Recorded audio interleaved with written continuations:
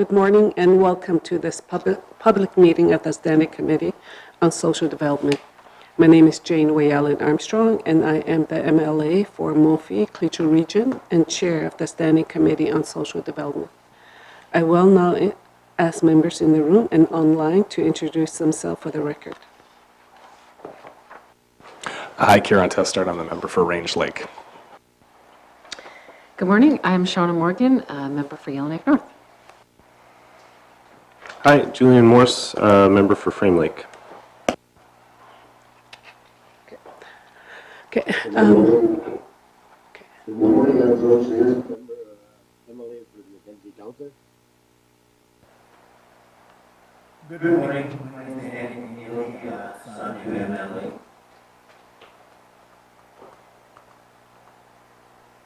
Okay. Mr. Hawkins or Kate Reed? Okay. Good morning, I'm Kate Reed, I'm a member of Kristel.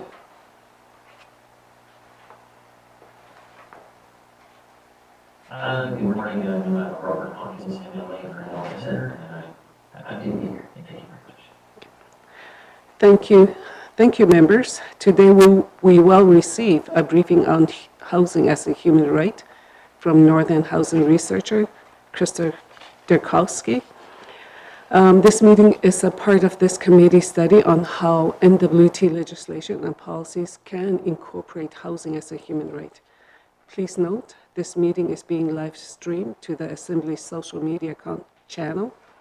I would like to remind all members and witnesses to direct all questions and comments to myself as chair and to wait to be recognized before speaking to help us have a smooth meeting. I will now pass it over to Ms. Derkowski. Please proceed with your presentation. Thank you.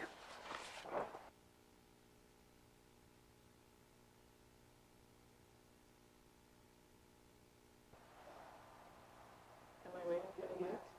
Oh, I have to press it.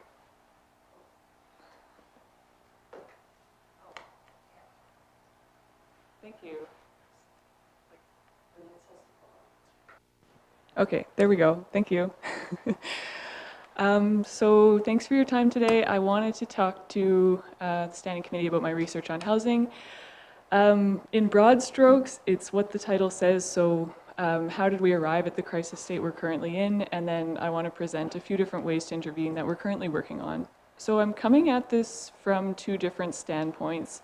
One is I work for Taylor Architecture Group here in Yellowknife as the Manager of Research and Development. We have a couple of projects ongoing related to the housing crisis in the Northwest Territories. And then at the same time, I've been working on a Master of Environmental Design at the University of Calgary remotely. And the main objective of that research project was actually looking at how to recreate an accessible, attainable model of home ownership, specifically for the community of Fort Good Hope, but based on the successful principles of the 1980s Homeownership Assistance Program. So in terms of the research that I was doing there, it sort of followed this trajectory. So first looking at the historical context of housing in the Northwest Territories, again, how did we get to this state? And then the present conditions in terms of housing indicators and policy outcomes right now across the territory with a focus on non-market communities. Then looking at Fort Good Hope as a more specific case study, and then looking at a homeownership program and how that could be designed for the non-market context. So in doing all of that research, I've put up this slide, which is sort of just a diagram illustrating and trying to capture. It's very, very complex. So going into the research, I was sort of looking at, well, okay, construction costs are really high for housing. Is that why we have a housing crisis? But looking at it from the historical view and with all of the sort of different factors considered, you can see that there's economic factors, social, environmental, and an institutional context that all sort of compound together to make this housing crisis very, very complex and very systemic and very difficult to navigate from a lot of different sort of standpoints. But seeing all of that context together, there's also ways of looking at it sort of holistically that might help us arrive at holistic solutions as well. To go over what I'm talking about in terms of the historical context really briefly, because I know I only have a bit of time, we've never had enough housing in the Northwest Territories ever since the federal government got involved with delivering housing here. It's never really been a point where there wasn't a crisis. And so the federal government started delivering housing, public housing, in 1959. And there were some issues created there that have never really been resolved. So first of all, the housing was inadequate for the climate, it was inappropriate for northern cultures, and also it was creating these permanent settlements around largely obsolete economic drivers, for example, fur trading posts decades after the fur trade had collapsed. But when housing was put in by the colonial governments, payments were requested in cash, where there wasn't really a cash economy there. So this created like an economic and cultural conflict where rental payments and mortgage payments were requested in cash, required in cash for shelter, but the wage-based opportunity wasn't actually there to support that. And that's an issue that remains very pertinent for our non-market communities today. So this slide is actually taken from, I mean, I created it, but from the data published by the Northwest Territories Housing Corporation. So looking at all of their annual reports from 1974 to 2021, those black dots are what the Housing Corporation reported as their total stock of public housing being operated by the Housing Corporation each year. And then the red dots, the line above, is showing the total need for public housing that was reported either by the Housing Corporation or by the NWT Bureau of Statistics for that year as well. So you can see there was always a gap. This is corrected to remove none of it from the equation, basically, for consistency. But there was always a gap. Like we were barely meeting half of housing need back in 1974. There was a period of rapid construction that the Housing Corporation was going through up until about the mid-90s. So something really important happened there where in the mid-1990s, the federal government terminated new spending on social housing and decided to allow existing operating agreements to expire. And at that point, because the operational funding sources for new public housing wasn't available, the Housing Corporation basically stopped being able to create additional units. So our stock of public housing in the territory basically plateaued between 1996 and 2021, while, as you can see, the need for public housing continued to skyrocket. And a really important thing to note here is our dependency on federal funding and the whims of federal policy. So this diagram just shows, again, that same sort of trajectory of the total housing stock in the total social housing stock in our territory overlaid with the total social housing stock across Canada in orange there. So the trajectories are very similar, as you can see, because basically if there isn't federal funding being made available for housing, then the Northwest Territories isn't really equipped to build or operate new housing. So we have this very extreme dependency there. And that's very important and very relevant for the Northwest Territories because we have these non-market conditions. So this is a diagram showing basically market versus non-market communities versus Yellowknife and all of Canada. So the non-market communities, that's like a term from the Housing Corporation, which is communities that don't have a housing market, a private rental market or a resale market. So we have, according to the Housing Corp, about 6 market communities where there is a recognizable housing market. We have about 27, at least 27 non-market communities. And these are characterized by really high rates of unsuitable or inadequate housing and really high rates of unemployment. So unemployment about 5 times what it is in Yellowknife, housing problems 5 times what they are elsewhere in Canada. So those things are quite intertwined. And you can add to that as well that these are Indigenous communities. So the issue with our housing problems is spatialized and it's also extremely racialized. So that curve, if you group NWT communities by their size, that curve in terms of housing problems is extremely similar to unemployment problems, extremely similar to rate of Indigenous ethnicity and median personal income. Those things appear to be very, very much linked. And then in terms of policy, both historically and present, a lot of this actually, my research on like current housing policy is coming a lot from Julia Christensen's work, so to give credit there. But we have very punitive social policy, or have had historically, and so up until 2021 with the strategic renewal, we were failing to provide pathways out of institutionalization, out of, for example, public housing, or out of homelessness. The other thing is that we've, in 2021, had a strategic renewal of the Territorial Housing Corporation. So from what I've read, it was a pivot sort of from being the territory's primary landlord to being more of a social agency and a partner to other third-party organizations who might be able to meet the housing need in the territory. And actually, the Housing Corporation removed from its mandate the goal to actually meet directly the territory's housing need the thing to make note of here is like, so the Housing Corporation doesn't have enough operational funding to build enough housing to meet the need, but I'm not sure that anyone else does either. So if Indigenous governments are needing to sort of pick up there and start being the housing providers for the territory, we need to make sure that that operational funding for social housing is coming from somewhere, probably the federal government. Gaps in the housing continuum. So the housing continuum is sort of put out by Canada. There should be stages that move someone from a state of homelessness towards self-sufficiency in a better housing situation. In most non-market NWT communities, you sort of have the options of being unhoused or staying with relatives in an overcrowded situation, or being a public housing tenant. And in some cases, you have inherited home ownership situations where families benefited from a home ownership program of the past, and people are still living in a home ownership situation. But for the most part, there aren't a lot of options outside of public housing. So in my research, something I was trying to do is work with the community to come up with another option that isn't public housing to sort of give people an option of moving somewhere else. Then to talk about the economics a little bit, so we have an affordability crisis in a couple of different ways. One of them is in terms of capital costs. So you can see here, to build just a very simple 3-bedroom house in a non-market community, using Fort Good Hope as an example, it's over $1 million if you just build one. Meanwhile, the resale value of that same house is under $200,000. So there's this massive discrepancy there between the cost to build and the potential resale value. That's the condition of being a non-market community. Similarly, there's an O&M, an operations and maintenance affordability crisis as well. So the cost to live in a non-market community is very, very high, and the income opportunity is very, very low. So you have a situation where the average person on the income that's available there probably cannot afford their own shelter costs along with their own living costs. And again, that's just a systemic factor in what makes a non-market community.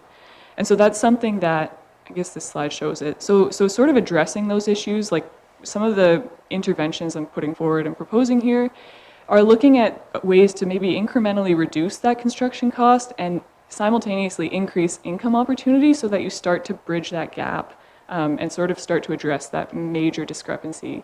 Similarly with O&M, is there a way to address the high operational costs with housing, but also increase income opportunity and increase self-sufficiency so that people can start to have housing and shelter within attainable reach?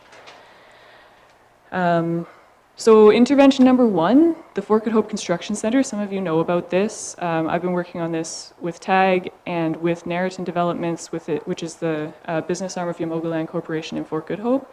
We've actually just received $15.2 million in federal funding to make this project happen.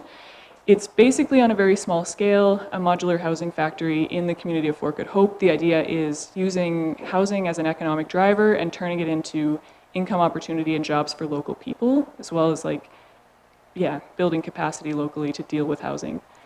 On that note, we need the GNWT to sign a lease for the land because that's the one thing holding up this project right now. So if we could deal with that too, just going to throw that out there.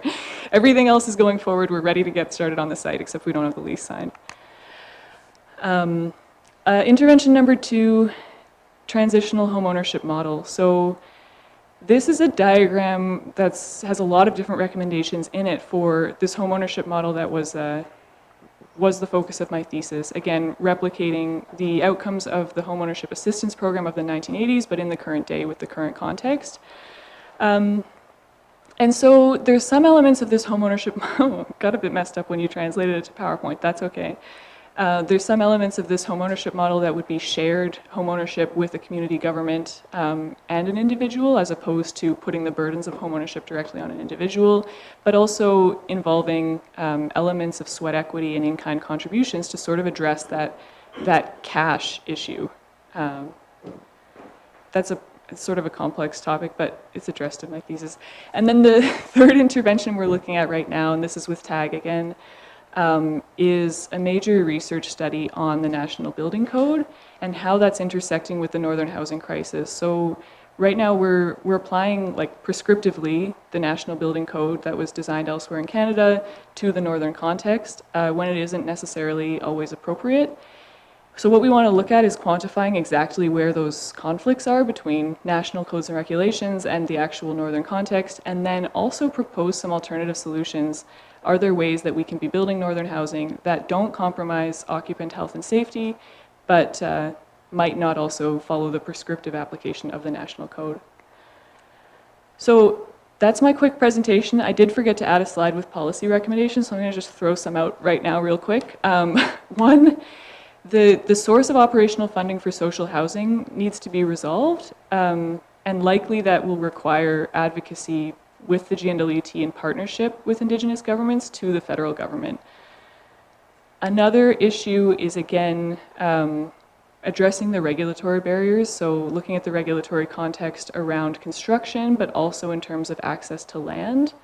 And the third recommendation that I've mentioned a few times is working either as the GNWT or in partnership with Indigenous communities to create a sort of home ownership model that works in a non-market context. So it's going to look different than home ownership does in the southern context, but you could work on creating an alternative to public housing, and actually that would be fiscally sort of more efficient for the GNWT as well. Thank you.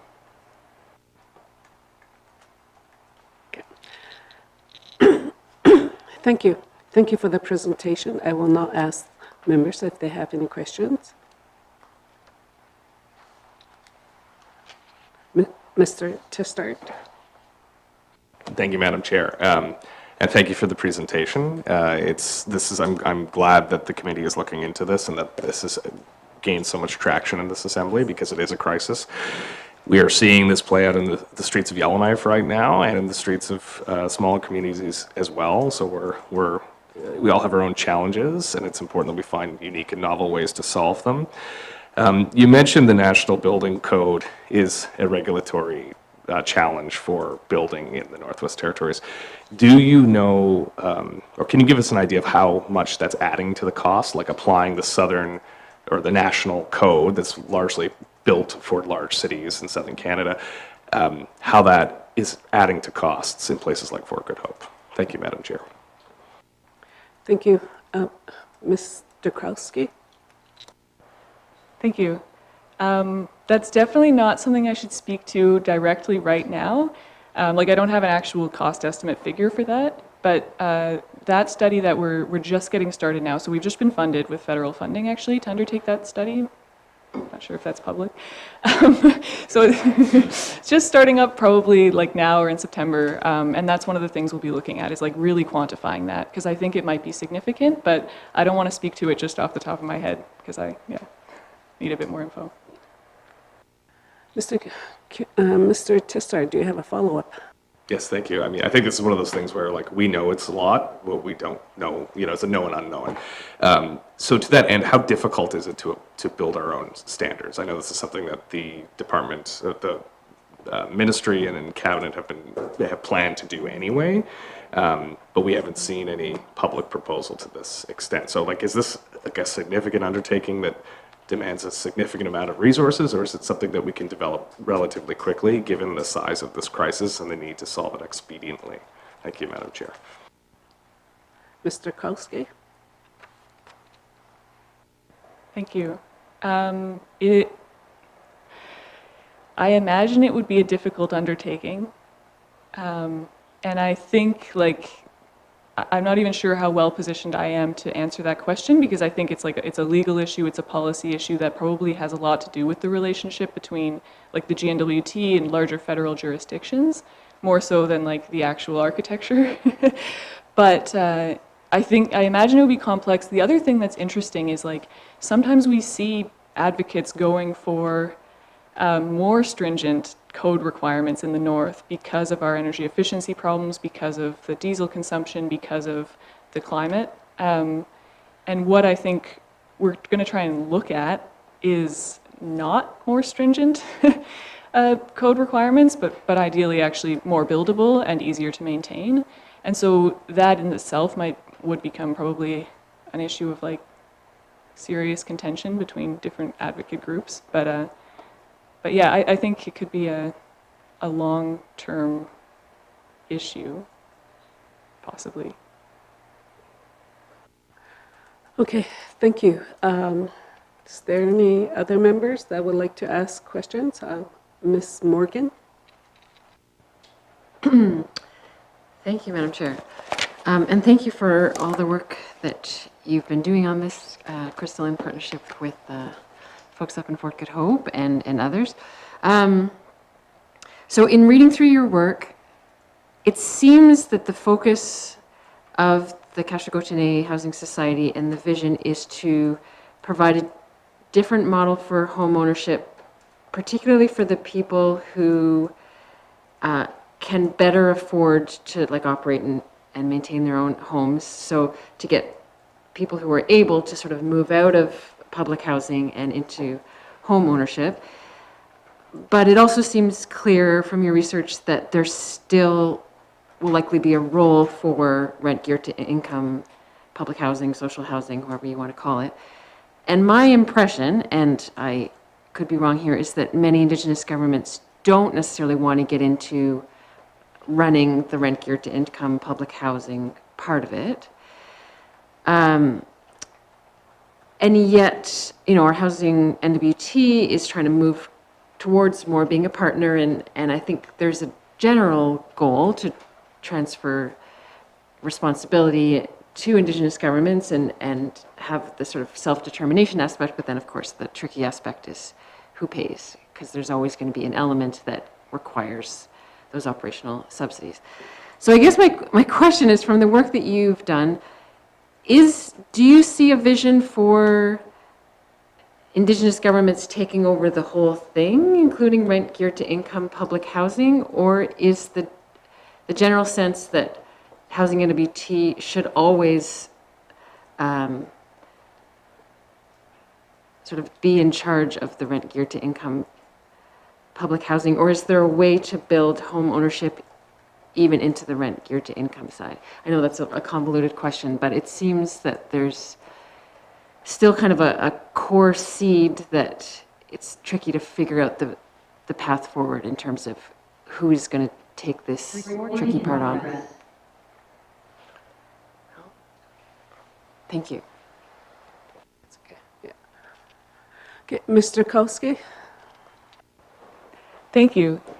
Yes, and I had a similar conversation with housing and WG the other day, but I think it's very complex, and probably, I would never try to speak on behalf of the communities, because I think that a bunch of different communities are looking to take on different parts of housing, and I think that's what housing has heard as well in conversations with housing people, that seems to be the case. So it seems like a lot of different communities, and some of them haven't started yet and some are further along, but different communities are looking to take different approaches in terms of how much they take on with housing, and it seems as though housing NWT is trying to navigate that. I do agree with what, you've sort of said there to begin with, is that that rent geared to income housing has to be there and it has to be operated. And right now, housing NWT is operating it. Maybe there is a case for a different sort of model where more power is handed back to communities, or it happens on a case-by-case basis when they request to take it on. I'm not sure. I don't want to sort of try to make that decision, but I do think it's tough as well, because communities also need to build up that human resource capacity. That's sort of what I heard in my interviews in Fort Good Hope. So right now, housing NWT spends tens of millions on staff salaries. The KGHS, the Kashugochene Housing Society in Fort Good Hope, had one full-time staff when I was undertaking the research. So that discrepancy is major, and it would be very difficult to hand off that much responsibility without the accompanying resources in terms of salaries, secondment, operational funding for those organizations, because that is also a missing gap right now, unless that's built into self-government agreements somehow. But in terms of a path forward, sort of what I was suggesting in this thesis is just a starting point. It's like an incremental change. And so the Kashugochene Housing Society said, it was formed in the model of the Fort Good Hope Housing Society of the 80s, and the homeownership assistance program worked really well for them. So when I started doing the research, leadership in the community said, we want to recreate the outcomes of the homeownership assistance program. Is there a way to do that? I started looking into that. But it would be another, a supplemental thing on top of rent geared to income. So even with that slide I showed with the housing continuum across Canada, the idea is that there should be diversity in options. There should be many, many different options to serve people in different situations in their lives. So the rent geared to income housing absolutely has to exist. But we could have multiple other options being set up, whether it's by individual communities or in with the housing corporation, sort of, you know, at the headquarters and helping out with capacity. There should be different options set up, so it's not just like I'm on the street until I can get a public housing unit, or I'm in a public housing unit forever because no one's going to build $1 million house. So in terms of step forwards, like one of those steps is diversifying options, and that might include a non-market home ownership model coming back.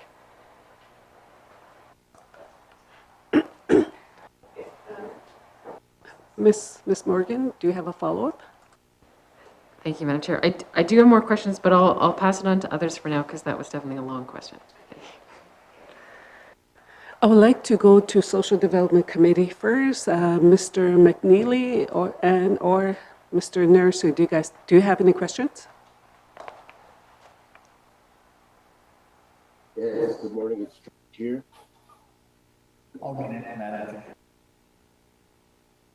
Okay, Mr. Nursu? Yes, good morning, thank you for the presentation, and just reflecting on your project in Fort Good Hope, is there, is that going to be relevant to saying that these housing crises is looked at throughout the NWT, or will you be going to other regions of the NWT to see what kind of concerns the other parts of the NWT has within their own regions? Thank you. Mr. Derkowski? Yeah, thank you. I did look somewhat at the broad context of the NWT, but you're right, the actual in-person research was only taking place in Fort Good Hope, so I am looking at continuing the research forward, and that would involve more communities, yes. I'm not sure which ones yet. I sort of need an invite. Okay. Mr. Nursu, do you have a follow-up? Yes, thank you, Madam Chair. Yes, thank you for that. I think the Mackenzie Delta would benefit from that because of its own unique problems with housing in the region. My other question is in regards to sort of the project that Fort Good Hope is proposing. Fort McPherson has a local consultant who is interested in starting up a similar project within the community. This individual has a network of resource people throughout Canada and feels that this type of a project would benefit the community, region, and NWT, because in 1990 this consultant was the chief at the time, and he proposed with Housing NWT to build 4 fourplexes, 3 duplexes, and a number of single units, and he brought some professional journeyman constructions from down south and used the local resource people here within the community to build those houses, and it was very successful. And I had a meeting with him earlier this year, and he stated that he's interested in starting a similar project with working with Housing NWT. And would you, as a researcher, feel that this would be a benefit to communities within the NWT, having a local consultant that has the expertise in this area of housing needs? Thank you. Mr. Derkowski? Absolutely, yeah, I absolutely think I think that would be a huge benefit to the community and to your region to have somebody local taking that on, and just coordinating with journey person tradespeople to get projects going and to bring local people in to build it. That seems like a fantastic step forward. Thank you. Thank you. Now we move on to Mr. McNeely. Thank you, Madam Chair. And thanks, Kristel, for the presentation. And thanks to Julian here for raising to my attention here a number of months ago. And also thank you, Kristel, there for the invitation there when I was in Good Hope the other day touring the ombuds around there. We attended and participated in your presentation there. I thought it was very positive and overwhelming that that federal resources were really accessed and put to good use here in trying to face the crisis we're within. I like the fact that you're going to build a modular trailer in this facility downtown Fort Good Hope. Over the last couple of years, it seems that all regions are importing modular units as a quick fix to face the the crisis, and all these modulars are coming in from down south.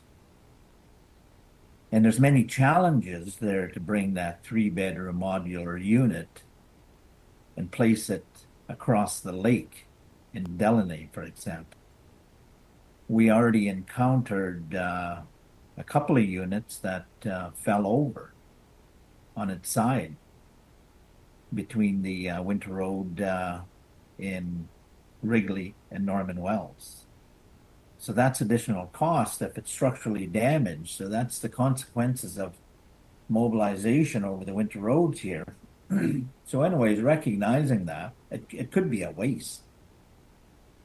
And underneath the National Building Code, they're going to say structurally it's not sound or livable anymore. It doesn't meet our standards, so you'll have to tear it apart and dispose of it. And also designing the need for the demand, like, you know, the abilities to, in Fort Good Hope at the construction center, they can say, okay, well, the family needs a 3-bedroom unit or a 2-bedroom unit or a single bachelor type suite. So you can design the needs locally and more effectively. So I really like the whole approach that the Gashgadena Housing and TAG is taking. But I think we also got to recognize that you're already having a lease issue. Why is it such a good thing? And our government is holding it back for some reason. I don't know what the land lease application, but it's questionable. I don't know if you submitted a lease application, but that's beside the point. It just seems like, you know, local barriers really should be looked at seriously by our government to make it much more easier so that the indigenous community could start building. And the whole social housing unit is really discouraging. As you mentioned, you know, there's non-market communities for a number of reasons. There's no industry outside of government. So it's really hard to afford a mortgage. So it's much more easier for me to stay in social housing when the fact of operating that 3-bedroom unit costs us at the territorial government $1,300 a month, and I'm only paying $75 a month. So that has to be looked at as well. So the barriers of housing corporation should be looked at and saying, okay, how can we design and using the Fort Good Hope Gashgadena Construction Center as a template for improvements to other areas. I just wanted to share my thoughts there and share to committee that maybe this could be explored a little bit more using your showcase project. Thank you, Madam Chair. Okay. Thank you, Mr. McNeely. Ms. Derkowski. Thank you for the comments. Yes, I definitely agree with everything you've put forward there. We did submit a lease application months ago. I want to say February 8th is my guess for the date that we submitted it, just to clear that up.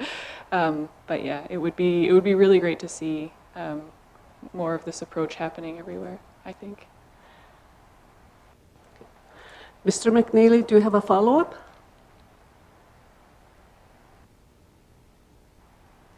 Yeah, thanks for sharing that February application. That backs up the information noted to say, maybe we, to some extent, the GNWT are the problem. Thank you. Okay, I guess that was just a comment. Okay, I do have a question too myself. We know that housing is a major issue. It's like we're in crisis situation, especially in small communities as well. So, and listening to you, thank you for the presentation. That was really good and informative. So based on your research, would you say, or do you think public housing model is a fail, or public housing is a fail model? Thank you. That's a big question. The public housing system of the Northwest Territories has failed to meet the needs of all residents. That's very, very clear. I don't know if I could go so far to say public housing is a failed model. Maybe it needs to be there as something, as a backstop, that people who can't afford the cost to operate and maintain a home have somewhere to go and it's subsidized. Maybe there's changes that need to be made to the public housing system or other options that also need to be brought forward. Okay. Thank you. Thank you for your answer. Another one too is that, okay, well, you touched base on it, market and non-market rental. So I know that a lot of us in here, especially from small communities, I mean, one of my goals is that I would like to see more about homeowners in small communities.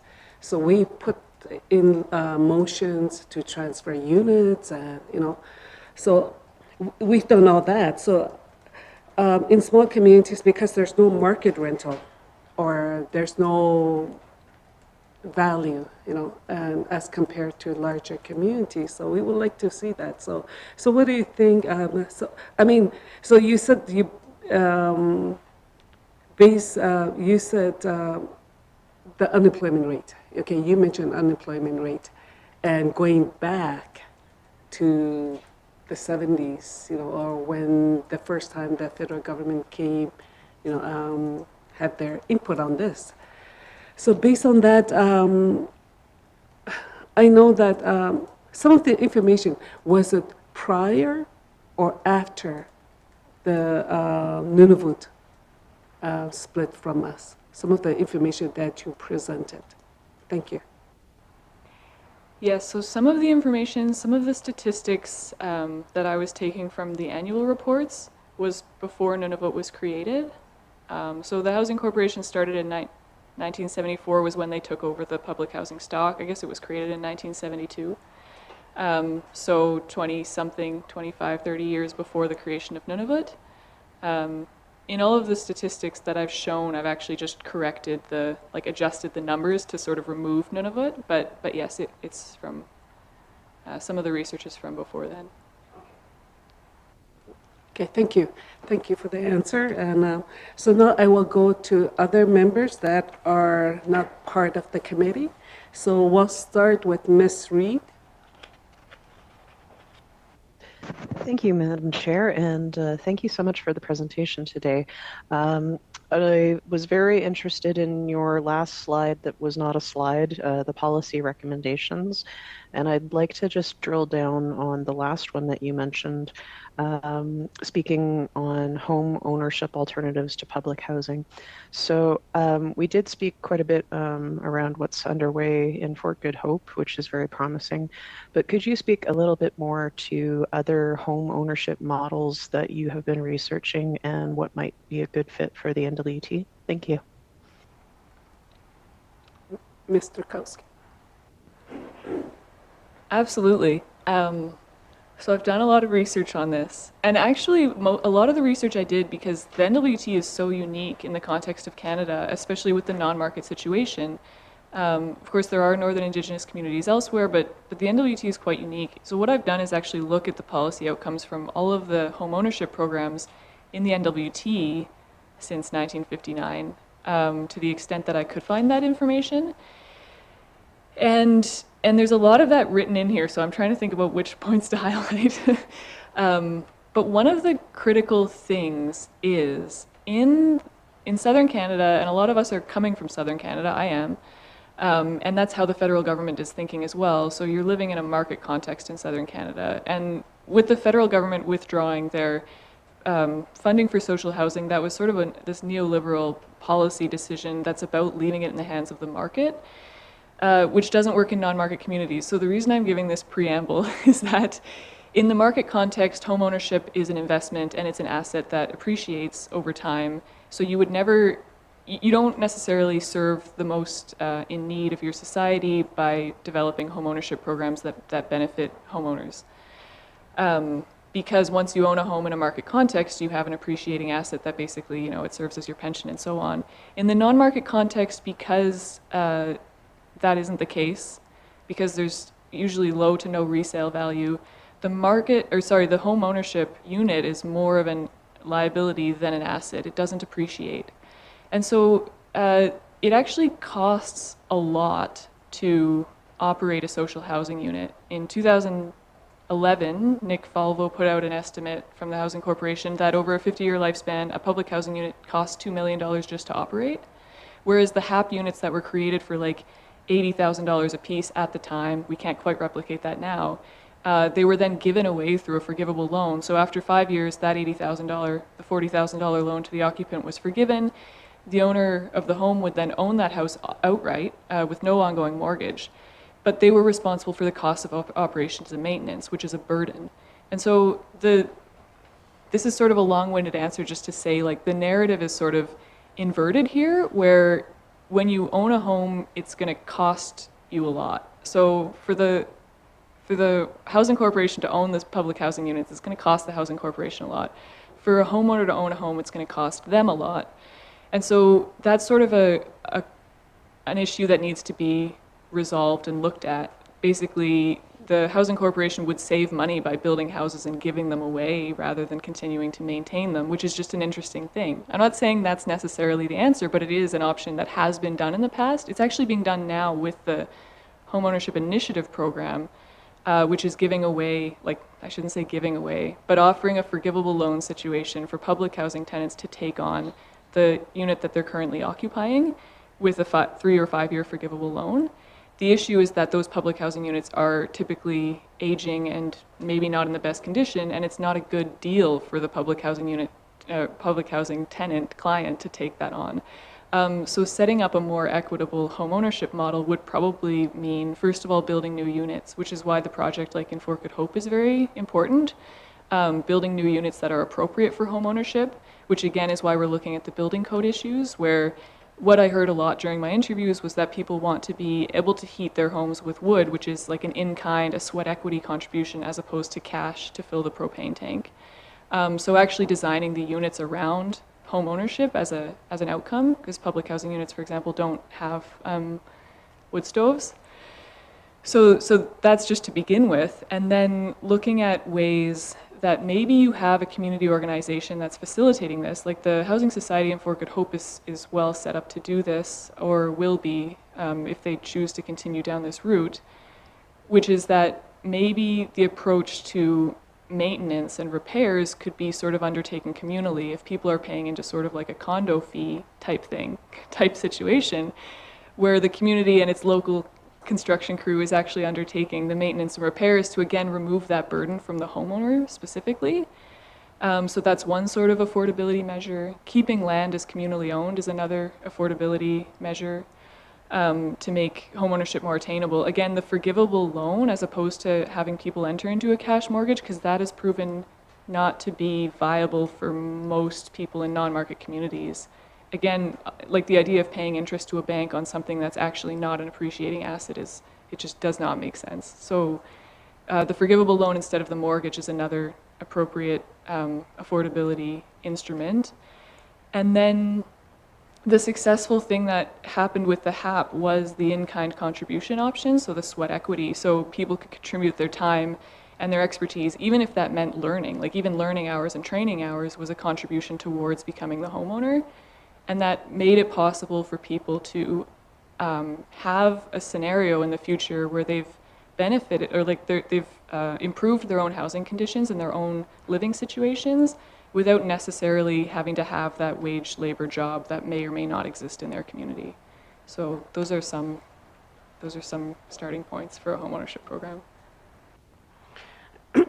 Ms. Reid, do you have a follow-up? Thank you, Madam Chair. No, I have a lot to digest with that. Thank you so much. Okay. Okay. Now we'll go to Mr. Hawkins.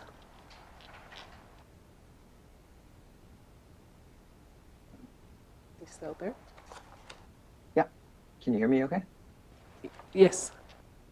Oh, perfect. Thank you, Madam Chair. Thank you. I guess thank you very much for the presentation. I thought it was most interesting. Yeah, I thought it was very interesting. The one thing you raised, and it was sort of dovetailed into it in your last answer, which is code issues. And that's certainly an area I'm very familiar with. And I'm curious as to what code issues that you would even see on your cursory experience with this problem. I mean, I suspect you haven't done an absolute deep dive into the assessment of the NBC versus, say, what's the practical or pragmatic approach in a community. But I'm sure you've seen certainly some other particular areas, that just jump off the page without even having to research it. And you pointed out the wood stove, or the practical solution or the pragmatic solution of the wood stove, home. So maybe for my first question is that knowing that the National Building Code is actually a minimum, and its applications, generally speaking, would be certainly standard enough or of quality enough in the Northwest Territories, where do you see it as being the significant barrier beyond heating solutions such as wood stoves? Thank you. Ms. Derkowski.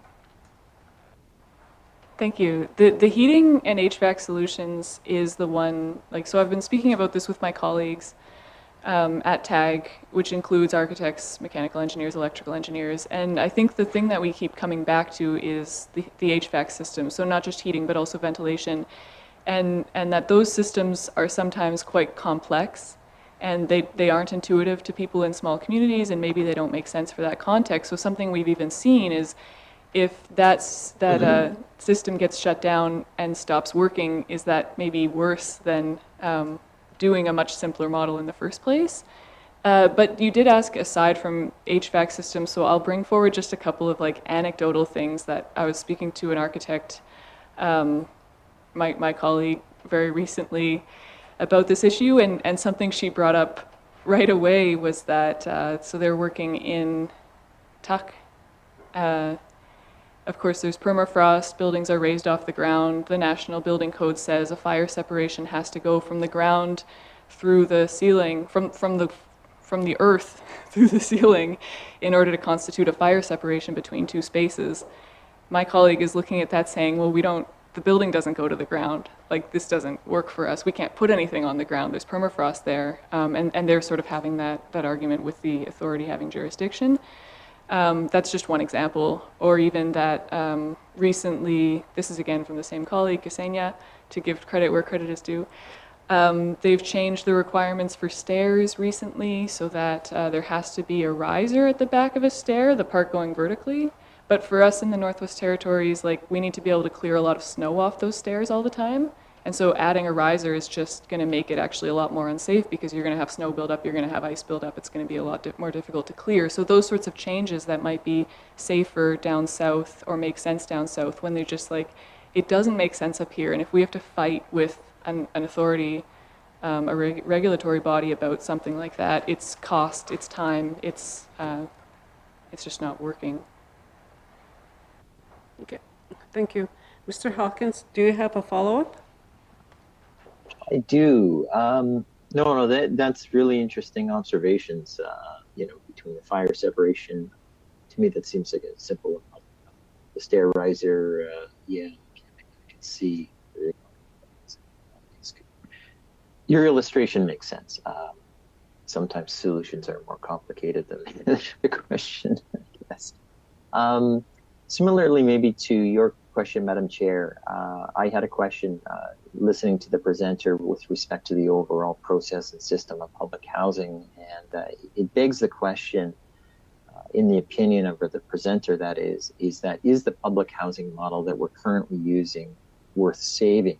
Is it too complex? Is it, the proverbial ball of yarn that's not even worth attempting to unfurl? In the context of it's complicated, ineffective, and are we really putting a dent into the numbers of bringing the needs down?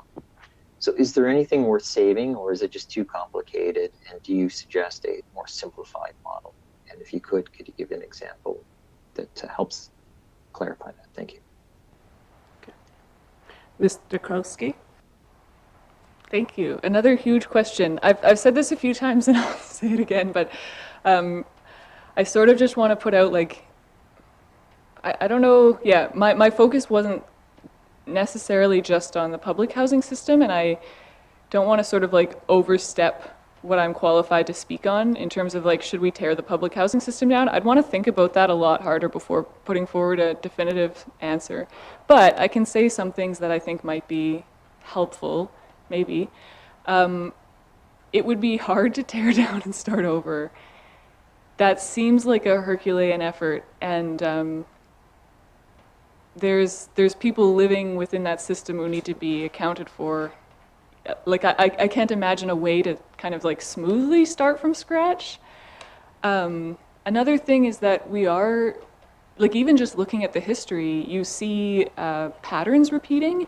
And we might be at risk of creating the same thing even if we tried to start over. That's not a very helpful statement, but it is possible. So even with, if we try to do a decentralized model where maybe there's some expertise and capacity sort of consolidated at headquarters, but each community has some say in how things roll out in their specific community, which is what communities are sort of looking for, from what I understand, not to speak on behalf of all communities, but that's sort of the trend that we might be moving towards. It's actually very similar to the LHO distributed model in some ways, and so we'd have to be very careful about not creating the same scenario after putting a lot of work into starting over, if this is making sense. The idea of starting over would, yeah, you'd have to think real hard about that. And I don't know that I've spent enough time looking at the ins and outs of the public housing system to make an actual qualified recommendation on that particular point. But thank you for asking. Okay, thank you. We'll go to Mr. Morris first, and then we'll go back to the members. Thank you. Yeah, I guess my questions sort of center around trying to understand what your, I guess, I don't know if you're really proposing something, but you've kind of brought forward sort of a new model. And I kind of wanted to just focus, because it seems like home ownership in the sense, like you've said yourself, it's not, what we're talking about here is home ownership as a model, but not home ownership in a market-based sense. So that's where I'm kind of having a hard time understanding it, because it's we're talking about forgivable loans, but it doesn't seem like there's much incentive to pay for those. So to call it a loan seems a bit of a misnomer. And then talking about kind of collective ownership and condo fees, but again, this is a subsidized model, so where's the money coming from for the condo fees? So can you kind of maybe just help me understand what we're talking about when we're saying home ownership in the non-market based sense? Because it seems to me if someone gave me a home and I was told that I own it now, my assumption is that I'm now responsible for maintaining that. I'm responsible for whatever cost or loss happens when I go to sell it in the future. So how is this an ownership model per se? I realize that's quite a fundamental question, but it is kind of the thing I'm trying to understand. Thanks. Thank you, Mr. Morris. I'm temporarily filling in for our chair, but I'll hand it over to you, Mr. Derkowski. Thank you. One point, just because you said the forgivable loan question came up about that. What I was told by Housing and WT, because that's a model that's been used by housing before. It's more of an accounting thing so that it doesn't show up as income, if that makes sense. This is what I was told. So it's the forgivable loan is more just that's an accounting thing. That's a bit of a vague answer. But in terms of how does it look like homeownership, so even right now with the homeownership units we have in the territory, the owner-occupied units that are occupied by homeowners in remote communities, we do have repairs and maintenance programs offered by Housing Northwest Territories for homeowners. So those sort of repairs and maintenance things are already being subsidized. And if that went, like whether that goes directly to the homeowner to apply for, or whether it goes through their local development corporation or their local housing society, that's actually a very similar setup to what's currently happening. And in a lot of ways, most of it would be that, like, if you have communally owned land or you have a lease on the land, that actually isn't such a divergence from what's happening in many communities right now. But the idea is that people in public housing units, clients of public housing, don't necessarily feel at home. And maybe that's a broad statement to make. I don't have interview quotes to that exact effect. But the idea behind creating a homeownership program is that people have something to work towards, that they get to have, that they get to pass on to their children, that they can't be kicked out of, that they get to contribute to, that they get to improve, and where they get to feel at home. So at the end of the day, they can walk in that door, close that door, and feel safe and feel connected to their place. In public housing, like there's other research that's been done on this. Again, I've cited Julia Christensen quite often in my research because she actually, I would say, is more of an expert on the public housing side and did a lot of research on that, where I was looking more at home ownership. But there's the enforcement of many, many policies in the public housing system that are at odds with the way that people want to live. And that's creating these cultural conflicts that's very, very uncomfortable, and that's sort of perpetuating social problems. The 2-week stay policy is an example that Julia Christensen cites, in that people can only keep a relative with them for 2 weeks before, or any visitor, before that visitor has to start paying rent if they're in a public housing unit. So then, you're in a situation where, a mother has to put her son out on the street after 2 weeks or whatever it is. So it's an idea about empowering people to feel more in control over their lives, of their shelter, and of their sense of home, and being able to keep that asset and not being moved out of it. The other thing that comes up often is like, if a person goes away to Aurora College campus or something, or to any other campus, something that's a barrier for even those campuses working is that people who leave the community may or may not forfeit their place in public housing and have nothing to come back to. And so like those sorts of policies where like you just don't actually feel like you live anywhere, that's like, it's a barrier to wellness. And it's because so many people are in this situation, like that's sort of what the homeownership model, even if it is subsidized, even if there's elements of it that are hybrid or shared, like those sort of issues need to be addressed. You need to have an option to not be living in something that's owned by the colonial government, basically, if that's possible. Okay. Okay, thank you. We'll go to Mr. to start Thank you, Madam. for a second round of questions. Thank you. Thank you, Madam Chair. No, I found that last comment you made, Mr. Derkowski, very profound, and I think that's a good way to start looking at this problem, that there are some things, and I've started to reflect on that through returning to the legislature, that this is a colonial government, and it's never not going to be a colonial government. And our programs and policies, as long as we run them, they're always going to take that colonial tone and approach. And if we're trying to decolonize, then we have to fundamentally change the model and how we're providing housing. And if we're continuing to provide, a house but not a home, we're never going to be able to heal or empower these small communities and indigenous nations that have been long under the boot heel of colonial systems that they have no say over. So leaving that aside, like I really take that, and I thank you for making those points.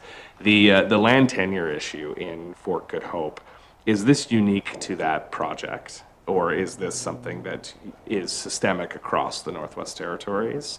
And obviously this is a very large question, but just in terms of housing development, from your experience and your research, is there a systemic issue within the tenure system that is preventing the development of housing in the Northwest Territories? Thank you, Madam Chair. Mr. Derkowski? Yes. Short answer, yes, there is a systemic problem with the land tenure system that's preventing the development of housing and other community-led projects across the Northwest Territories. Thank you. Do you have a follow-up? Yes. Do you have any solutions to this problem that you can provide, kind of, or point us to? Because we're going to solve, again, this is the principle of this project is to find how we can change policies and programs to make housing more accessible and a fundamental human right. So how can we start to tackle that tenure system in places where we have modern treaties implemented and land rights settled? Obviously, we don't want to impinge on any of those negotiations that are ongoing, but in places where there is more or less consistent and clear tenure system, how can we make improvements to that? Thank you. Ms. Derkowski? Yep. Thank you. Another place where I'm going to say I'd like to look at that closer before making definitive recommendations, but I do think the process seems to be very slow. I'm not sure how else to say that. There's a lot of red tape around the land tenure situation. I don't know if it's I'm not actually sure what the root of that is on the side of lands, or ECC, I should say. If there's just a backlog of applications that can't be processed. I do know that I'll piggyback on some other people's research here that I can point you to. So Amy Louise Pugsley did a thesis that I also cited a few times on housing in Fort Good Hope, and she looked more closely at the land tenure issue as well. So saying things like, even the cost of bringing in a surveyor for the community government is a large burden.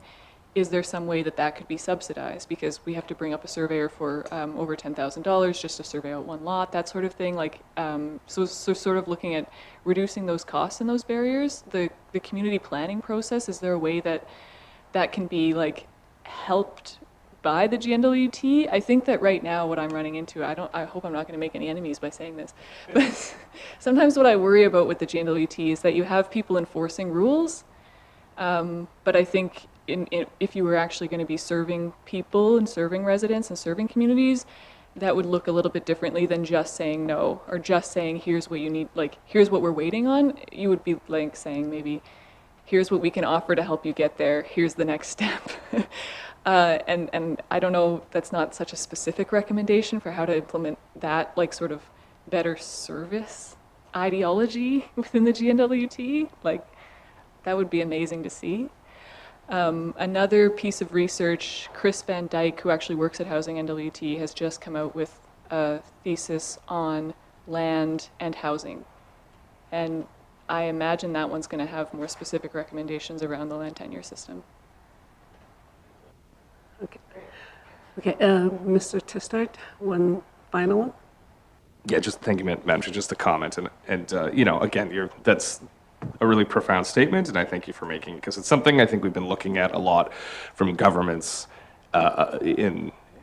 recently, especially with recent elections that have gained national attention. It's that if a government is serving itself instead of serving the people that it represents, it's going to fail, and it's going to be unable to complete its mandate. And I think that we have to go back to first principles to a lot of these problems. And that's a big principle that we need to resolve, is the GNWT needs, and this is not speaking about any individual within the GNWT, but rather the system as a whole needs to remember that it serves people, the people of the Northwest Territories first, and the government second. And it's something that we've long struggled with, so I thank you for raising that as well. Thank you. Nothing further, Madam Chair. Thank you. Thank you. Ms. Morgan? Thank you, Madam Chair. I just have one more quick question. So one challenge that I'm not sure if you have tried to address or came across in your research with non-market housing home ownership. So I understand the solutions you're proposing work in a community context, but if people are wanting to be mobile, as more and more people are, and say they have a house in Fort Good Hope, but then decide they want to move to Yellowknife, or they want to move to Edmonton, or somewhere else, how can they sort of transfer what they have built and what they own in Fort Good Hope to be able to not have to start from zero and start from scratch somewhere else where they might want a home? Is this a challenge that you've heard people talk about or come across, or have any ideas on how that might be addressed by through homeownership models in non-market communities? Thanks. Mr. Derkowski? That's a super interesting question that I have not even considered or stumbled upon ever. I think in most of my interviews with community members and other background research, what you hear more often is like, I am in such housing need, like anything would be better than nothing. But I haven't actually even been posed the question of like, but what if I invest in housing here and I want to move?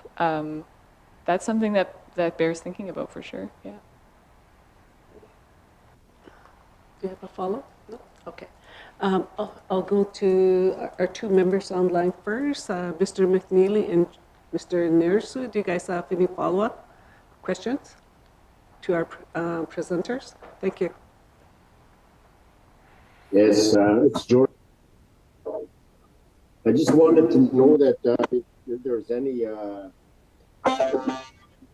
implications on whether the study has come across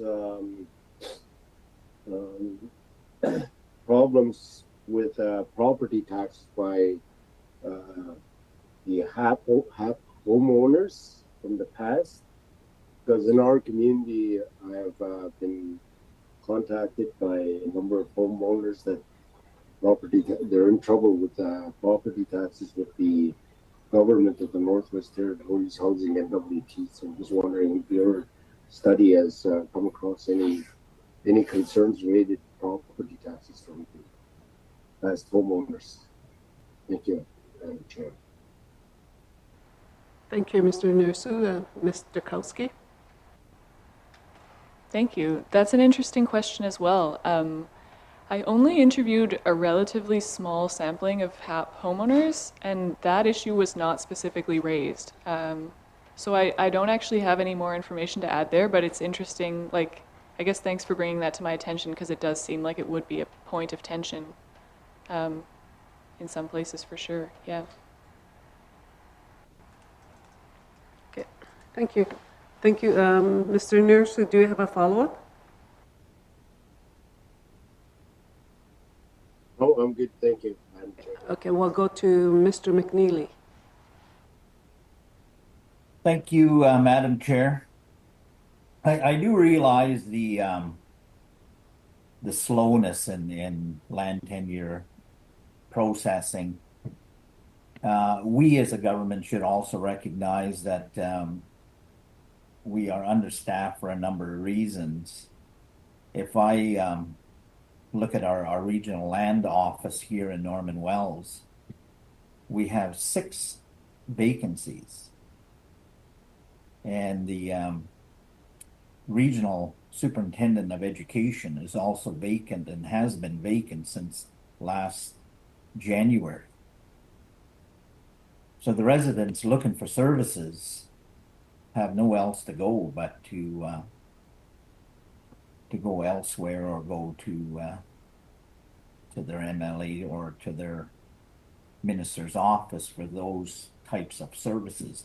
So that I just bring that forward to recognize that being understaffed is similar to the workforce challenges faced by the private sector, and I hear that steady. So that should be a point to keep in mind. And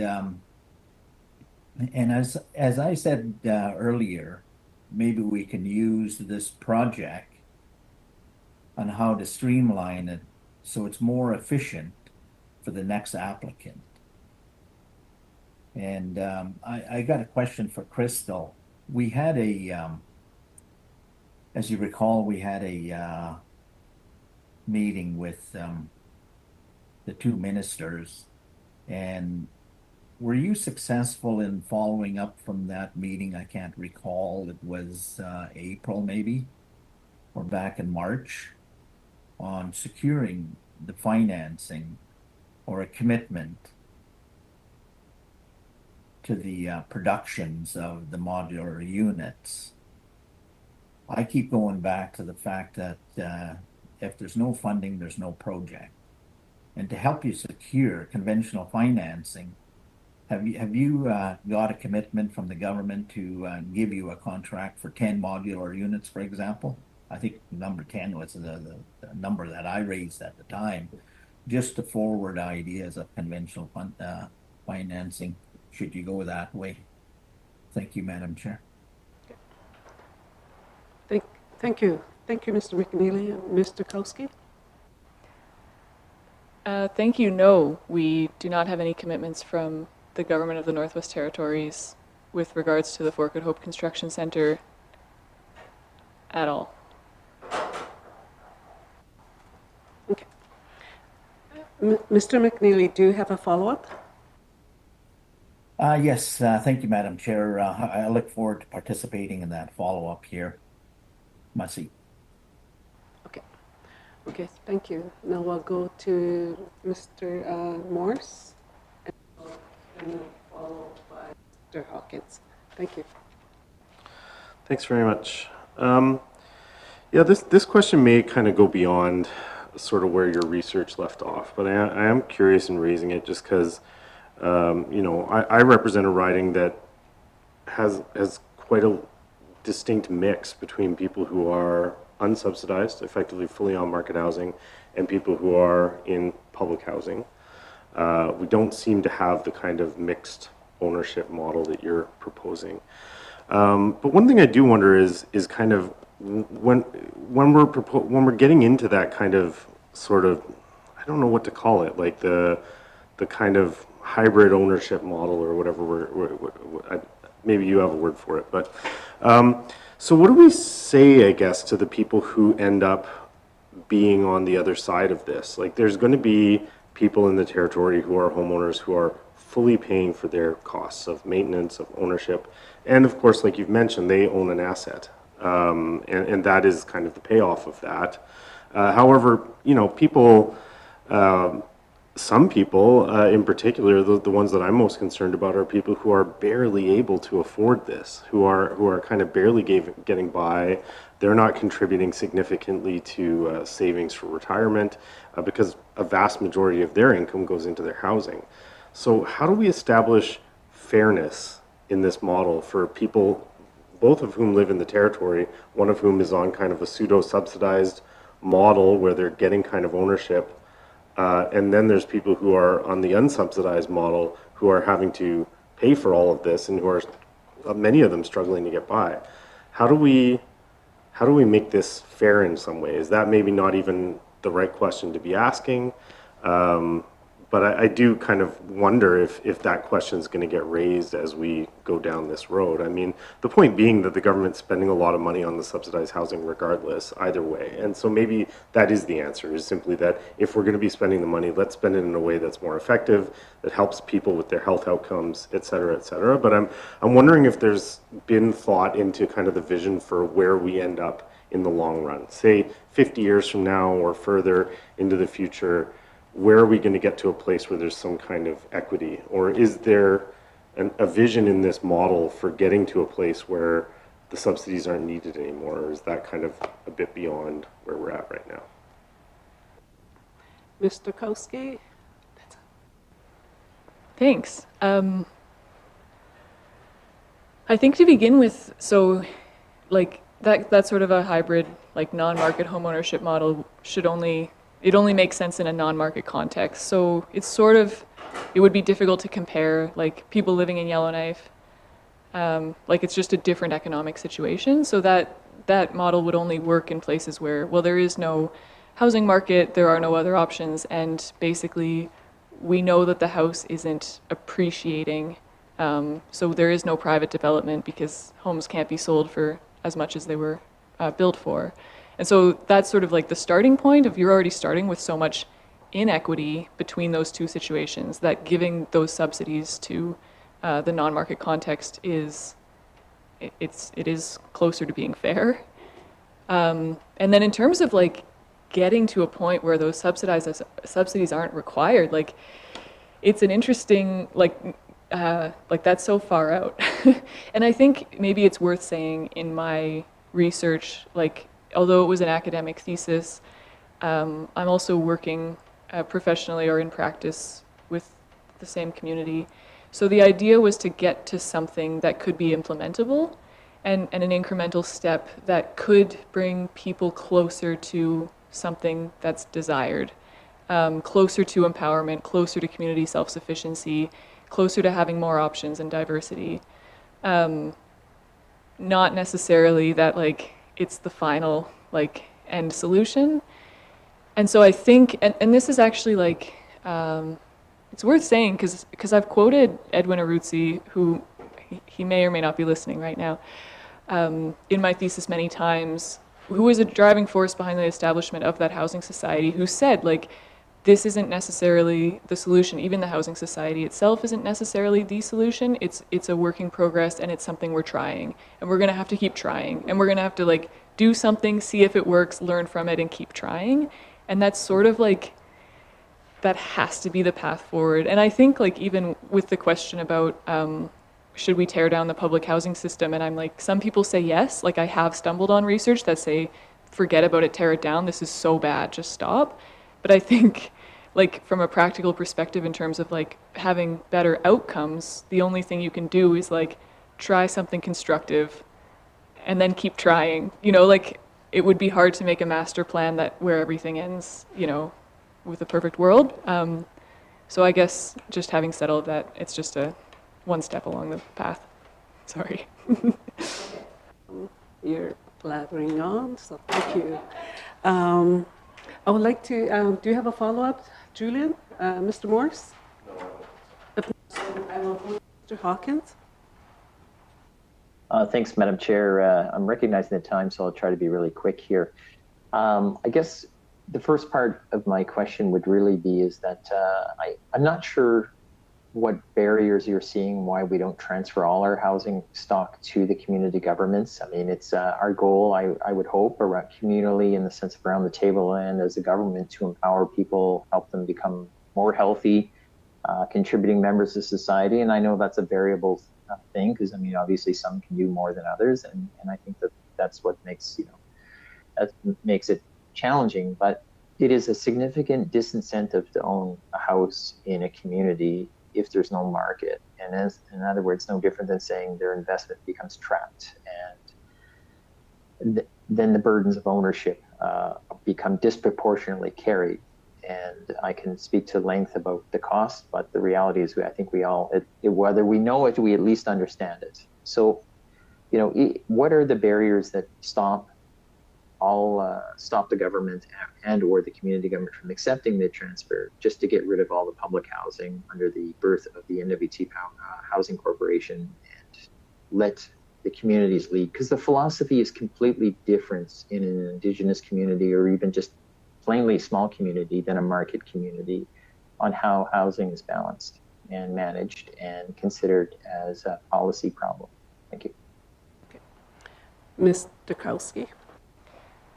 So right now, a housing NWT has a staffing budget of tens of millions annually, and the communities don't for their housing sectors or for their housing providers. And so if you were going to transfer all of the housing stock and the management of that stock to communities, you would also be transferring all of the operational money for those organizations, as well as the operational money for the social housing stock, just to maintain and operate those units for their lifespans. And so right now, Housing NWT has those agreements with CMHC and maybe with the territorial government to subsidize the operations of those units, but that funding would all need to be transferred and then some to each community that's taking on that housing stock. So there's a huge barrier if the idea would be to just transfer them the housing stock without the accompanying resources, which I'm realizing it's probably not what you're saying, but that's very, very important to note that like it's very expensive to undertake the operation of public housing, and it will be for a long time. And so those resources need to be devolved if you were going to hand that over. The other thing is the staffing. So like Danny was just saying, there's 6 vacant positions at lands in Norman Wells. In the communities, like I don't know if it's secondments or whatever it is, but it would be a very robust hiring and training program that would allow those communities to be resourced to take on the delivery of that service. And again, the funding would need to come from the GNWT as well. So I'm not sure if that's what you were asking exactly, but I think that those are the barriers immediately. Mr. Hawkins, do you have a follow-up? I do, Madam Chair, and it's sort of built, it may be embedded in a statement, so I'll have to see if I can find it before I finish my final comment. Actually, I really believe we should, other than from a policy point of view or a structural leadership point of view, I mean, to me, that's where NWT Housing Corp should sit and become, and actually, I agree with you, we should devolve all the resources to the Indigenous governments and with the empowerment so that they can, and just as a quick sidebar, I mean, if you have a visitor in a social housing unit, yes, you're capped, and then there comes a time where they want to include the full value because they are the value of what the rent is and opportunity. So of paying more rent if they're working, things like that. So it's quite complex. But back to the point is NWT Housing Corp's philosophy on housing would be much different from an Indigenous government. So I guess my question is that, do you think if the resources for management of the portfolio were part of the discussion, do you think community governments would take it? Because in my opinion, I'd give it away in a heartbeat. Okay. Thank you. Ms. Derkowski? I definitely haven't spoken with enough Indigenous governments to answer on their behalf, but I know that in For Good Hope, that's definitely a goal for the Housing Society is to take on the portfolio of public housing, so yes. Just get it ready. We'll take it. Thank you, Mr. Hawkins. I want to say something too regarding the housing, because I know that public housing, I know you don't want to say it's a failed model, but a lot of people would have different opinion, you know. We know that, especially in the small communities, housing versus public housing unit versus non-public housing unit, homeowners, we all know there's no security with the public housing. And we all know that because of the public housing, they created a lot of homelessness, you know. And based on rent, last year, or, you know, paying rent based on last year income tax. I know a lot of families, they're trying to make ends meet, and it's not fair to them, the hardworking people who are trying to make a living to provide for their families, and they're paying max rent, and that's a disadvantage. I know that that's a disadvantage, and I know that people that I've talked to in the NWT, I know a lot of them would like to be a homeowners, and that's what I would like to see, is that many of these old stock housing transfer to the tenants that are currently living in there. That's what I would like to see, and I'm sure a lot of tenants have said the same thing, and that's, we keep hearing about that every day, you know, like from our constituents. And National Building Code, there's a lot of units it's not livable, but people are living in there. There are some units in my writing where there's only one door, it's a safety issues, you know, like, and that's one entrance. In case of fire, where are they going to go? The windows are small, you know, and there's families in there. So all that, there's lots of pros and cons between those two. And when we went to reserve in PEI a couple of years ago with a former speaker, we went to one of the reserve where they were building, the Indigenous in PEI, they were building housing for their members, using the rapid housing money, the federal money that's reserved for the Indigenous people. So what they were doing is that they were building housing for their members and giving it to them.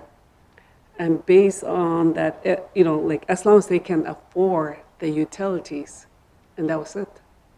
And it would be nice, like, I mean, my colleague here, and Mr. Jerkon have been saying that before too, like rapid housing money reserved for Indigenous should be for the Indigenous, like especially in the small communities. So, yeah, so that's another issue that I guess it's something that we have to look at. But other than that, I do agree with a lot of things that you mentioned, and I do agree with a lot of what my colleague have said.